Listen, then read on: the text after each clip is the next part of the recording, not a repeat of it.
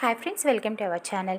అమ్మాయి గారు serial latest ఎపిసోడ్లోకి వెళ్తే రూప ఆలోచిస్తూ ఉంటుంది. మీరు తప్పుగా అనుకుంటున్నారు అత్తయ్య. ఆల్రెడీ రాజుకి నిన్నే తెలిసింది ఇక్కడే పెళ్లి జరుగుతుందని అని జరిగిందంతా గుర్తు చేసుకుంటూ ఉంటుంది. రాజుకి ఇలా గుళ్ళో పెళ్ళి అని చెప్పిన వెంటనే రాజు అంటాడు, ఎలాగైనా మందారాన్ని తీసుకురావాలి అమ్మాయి గారు, లేకపోతే మనం పెళ్ళి ఆపటం చాలా కష్టమవుతుంది అని చెప్తూ ఉంటాడు. ఎక్కడ ఉందో మనకు ఎలా తెలుసు రాజు అని అడుగుతూ ఉంటుంది రూప. మన ఫారెస్ట్లో దొరికింది కదా, అప్పుడు అందుకని అక్కడికి వెళ్ళి వెతుకుదాం అమ్మాయి గారు, ఖచ్చితంగా దొరుకుతుంది. ఏదో ఒకటి క్లూ అన్న దొరుకుతుంది కదా, నేను వెళ్ళి చూసేస్తాను, తర్వాత మీకు ఫోన్ చేస్తాను, మీరు టచ్లోనే ఉండండి అని చెప్పిన విషయం గుర్తు చేసుకొని హ్యాపీగా ఫీల్ అవుతూ ఉంటుంది. ఎలాగైనా రాజు వస్తాడన్న నమ్మకం నాకు ఉంది అనుకుంటూ ఉంటుంది. అందరూ గుడి లోపలికి వస్తారు. పంతులు గారు అర్చన చేస్తూ ఉంటారు. ప్రతాప్ అంటాడు, ఇప్పుడైనా కొంచెం కుదురుగా ఉండమని చెప్పు. ఎందుకు తీసుకువచ్చామో అర్థమైందనుకుంటాను. కాస్త తిన్నగా ఏమీ హడావిడి చేయకుండా ఉండమని చెప్పండి అని రూపకి ఇండైరెక్ట్గా చెబుతూ ఉంటాడు.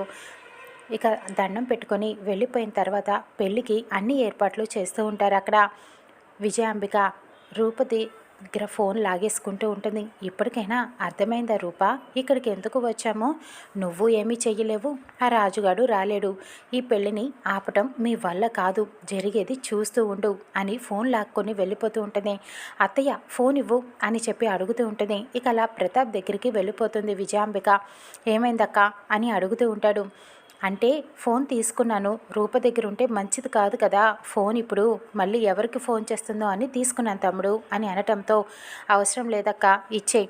రూప నా మాటని కాదని ఇలా నేను కాదన్న పని చేస్తే ఏం జరుగుతుందో తెలుసు రూపకి, కాబట్టి ఏం భయపడక్కర్లేదు అని అనటంతో ఇక విజయాంబిక రూపకి ఫోన్ ఇచ్చేస్తుంది. అక్కడ దీపక్ రెడీ అవుతూ ఉంటాడు. మమ్మీ నాకెందుకో భయంగా ఉంది, ఒకసారి జీవన్కి ఫోన్ చేసి కనుక్కో ఈ ముందు జాగ్రత్తతో అని చెప్తూ ఉండటంతో జీవన్కి ఫోన్ చేసి విజయాంబిక చెప్తూ ఉంటుంది, ఇక్కడ అన్నీ సిద్ధంగా ఉంది, పెళ్ళి అవ్వడానికి రెడీగా ఉన్నది, కానీ అక్కడ రాజు వచ్చేస్తాడేమో అని భయంగా ఉంది జీవన్, ఏదో ఒకటి చెయ్యి అని అనటంతో చుట్టూరు నా మనుషులు ఉన్నారు అక్కడ, మీరు ఒక్క ఫోన్ కొడితే జెట్ స్పీడ్లో వచ్చేస్తారు విజయాంబిక గారు, మీరేం కంగారు పడకండి అని చెప్తూ ఉంటాడు. ఇక దీపక్ వెళ్ళి మండపంలో కూర్చుంటాడు.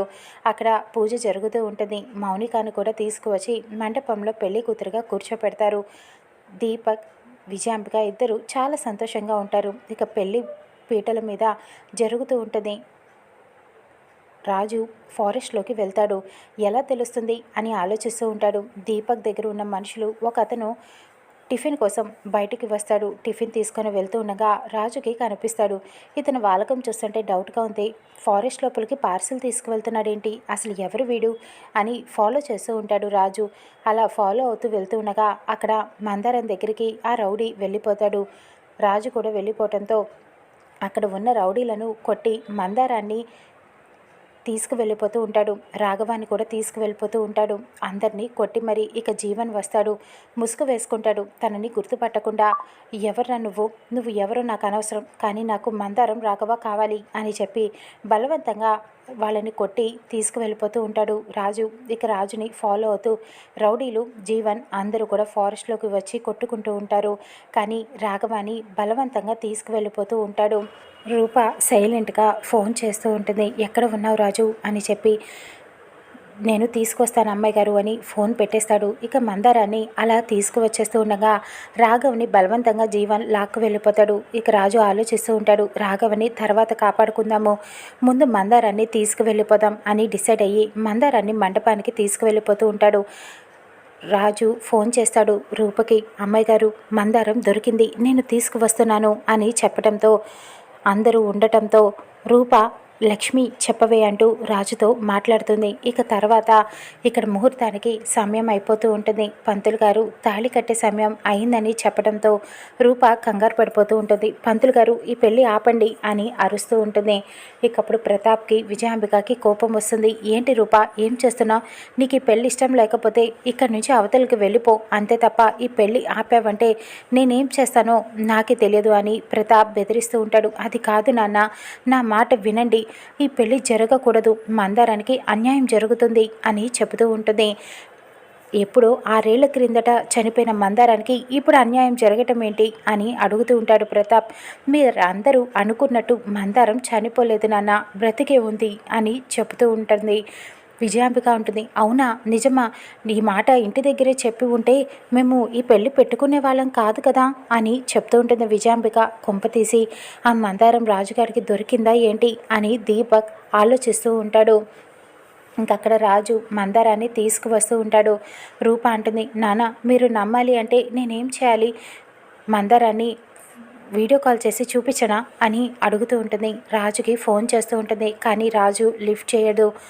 నువ్వు అనుకున్నది చేయలేకపోయావు, నాకు మందారాన్ని చూపించలేకపోయావు, కాబట్టి నేను అనుకున్నట్టుగా ఈ పెళ్ళిని చేసి తీరుతాను రూపా, నువ్వు ఆపేవంటే చూడు అని చెప్పి బెదిరిస్తూ ఉంటాడు. కాదు నాన్న, నా మాట నమ్మండి, నిజంగానే మందారం బ్రతికే ఉంది నాన్న అని చెప్తూ ఉంటుంది రూప. కానీ ప్రతాప్ నమ్మడు. విజయాంబిక ఇటు దీపక్ టెన్షన్ పడుతూ ఉంటారు.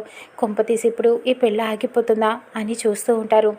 ప్రతాప్ చెప్తాడు, ఇక ఈ పెళ్ళి జరగనివ్వండి, పంతులు గారు మీరు మొదలు పెట్టండి అని అనటంతో పంతులు గారు మళ్ళీ మంత్రాలు మొదలు పెడుతూ ఉంటారు. అక్కడ రాజు మందారాన్ని తీసుకువస్తూ ఉంటాడు.